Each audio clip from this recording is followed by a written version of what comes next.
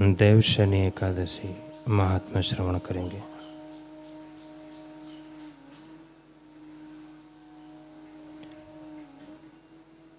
युधिष्ठिर ने पूछा, हे भगवान, आषाढ़ के शुक्ल पक्ष में कौन सी एकादशी होती है? उसका नाम और विधि क्या है? यह बतलाने की कृपा करें। भगवान श्री कृष्ण बोले, राजन, आषाढ़ शुक्ल पक्ष की एकादशी का नाम शयनी है।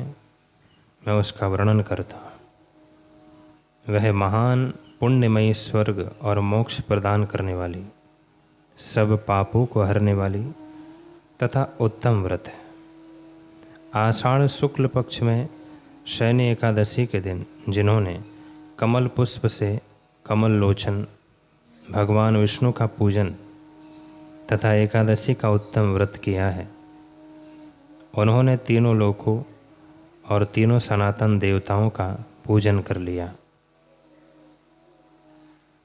हरिशयनी एकादशी के दिन मेरा एक स्वरूप राजा बलि के यहाँ रहता है और दूसरा क्षीर सागर में शेषनाग की शैया पर तब तक शयन करता है जब तक आगामी कार्तिक की एकादशी नहीं आ जाती। अतः आषाढ़ शुक्ल पक्ष की एकादशी से लेकर कार्तिक शुक्ल एकादशी तक मनुष्य को भली भांति धर्म का आचरण करना चाहिए। जो मनुष्य इस व्रत का अनुष्ठान करता है वह परम गति को प्राप्त होता है। इस कारण यत्नपूर्वक इस एकादशी का व्रत करना चाहिए। एकादशी की रात में जागरण करके शंख चक्र और गदा धारण करने वाले भगवान विष्णु की भक्ति पूर्वक पूजा करनी चाहिए। ऐसा करने वाले पुरुष के पुण्य की गणना करने में चतुर्मुख ब्रह्मा जी भी असमर्थ हैं।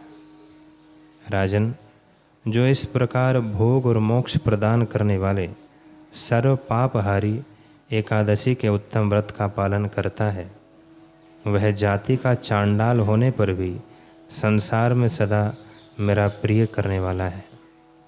जो मनुष्य दीपदान, पलाश के पत्ते पर भोजन और व्रत करते हुए चौमासा व्यतीत करते हैं, वे मेरे प्रिय हैं।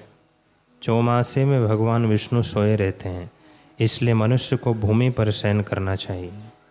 सावन में साग, भादों में दही, क्वार में दूध और कार्तिक में दाल का त्याग कर देना चाहिए। जो चौमासे में ब्रह्मचर्य का पालन करता है वह परम गति को प्राप्त होता है। राजन, एकादशी के व्रत से ही मनुष्य सब पापों से मुक्त हो जाता है। अतः सदा इसका व्रत करना चाहिए, कभी भूलना नहीं चाहिए।